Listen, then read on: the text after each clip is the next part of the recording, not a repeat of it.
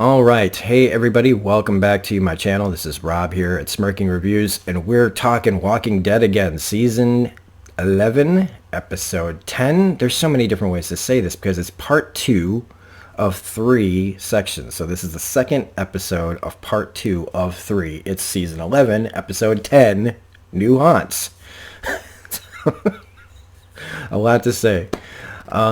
If everybody is interested, I did re-upload the episode 9 review that has kind of bad audio, but I did notice there are closed captions. So if you want to know what I thought about last week's episode, check it out. It's back up on the channel. I really liked it for the most part, and I mostly liked this episode too. I only had one kind of scene problem that I just didn't buy, but otherwise this whole thing kind of tends to be like whether or not you like this storyline. When I was reading the comic books, I didn't mind the Commonwealth story because I didn't think the book was going to be over after the Commonwealth storyline. I mean, we all knew it was kind of feeling like it was coming close to an end, but if I had known that the Commonwealth story in the comic book was going to be the last major arc, I would have been a little more pissed, because this is the story that I think that it was always going to get to at some point in the show and the book, was if we have the opportunity to build the world back the way it was, should we? Because immediately, you find yourself back in the class system. And it's reflective of the way our world has been forever. And so it's asking, yes, should we? Now, in the book, at the end of the story, I felt like they did build things, up, but there were a lot more small places. People spread out more again and just looking out for each other a little bit. And I really liked that ending, and I hope that we still get it. Because watching this is just kind of hard right now. I think the world is, for me personally, it's just a little hard to watch the Commonwealth story right now, just with the way things are. You go to work for 4, 5, 6 days a week, however anybody works, and you want to watch The Walking Dead and you want to get entertained, and you turn it on and it's class struggle instead of even if you were tired of The Walking Dead and its repetitiveness, there's also a comfort in some of that. And so this story change is probably going to rattle some people, bother some people, depress some people, but we know it's the last season, and they have been bringing a little bit on some things, and I've appreciated that quite a bit. And the one major thing I appreciate from this episode, right up front, is them getting right to it. We just are in the Commonwealth.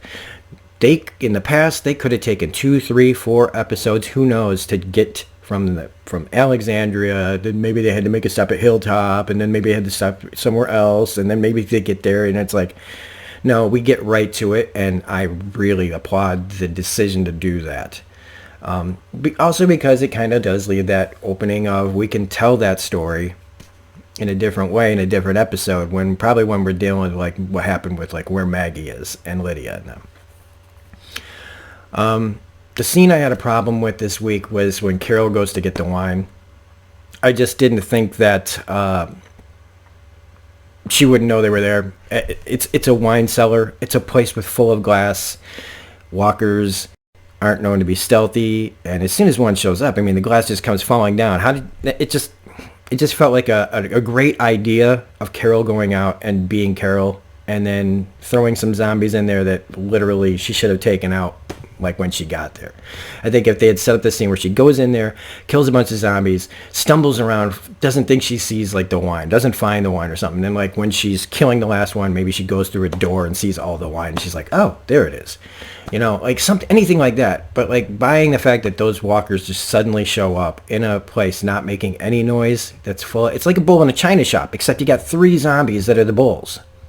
So I had a bit of an issue with the believability of that scene.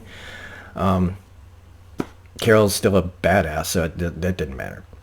The training stuff and everything with the Commonwealth, Sebastian, Milton, who I think were both cast really well.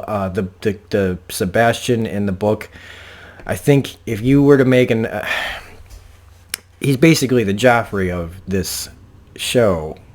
late in the show. But I think you needed somebody a little bit older, because if you made him as young as he was, I think, or felt as young as he was in the book, it'd be weird. And I think making this guy a little bit older makes it a little bit easier to go, this kid's got to go. But I do like where everything's going with our major characters. Again, it's class struggle stuff, so a ton of this is about that. There's really not much I don't have much to say about it, because I've been covering stuff that has these hard, economic and social issues for a while on my channel, and I'd kind of like to just cut to the nitty gritty, and which is like, does this episode work? Like I said, it mostly really works. I'm very, those positive things I said were very positive. I'm excited to see where we're going. I'm excited to see where Daryl's going, because seeing how far he can push this, what is he willing to do? What is he willing to become? Protect Judith and Michonne's kids. Rick and Michonne's kids are this big deal to him, and I think that it's just his journey is interesting. From where Daryl started to where he is now. Whether or not some people probably hate this arc for Daryl. Just like when they talked about the love interest, with Leah, and how even Norman Reedus thought that was just kind of out of left field. But mostly this is still a really, really good start to the show, and I'm excited to see where they're going more. And normally you guys know that I go into everything, but I'm cutting my videos short, just getting to it right now. Very good sign from The Walking Dead that by episode 2 we're getting really good, and I'm really liking what they're doing with episode 3, trying to find out where Eugene's girl is. Really cool stuff going on, and we've got more to go. So there's a third part coming at the end of near the end of season year 2022. So we'll be back next week with episode 11. If you liked what I did here, please don't forget to hit the like button, comment, share, subscribe, all that jazz. Otherwise, this is Rob saying have a great day, and we'll be back with more content at some point. Hopefully next week. Bye.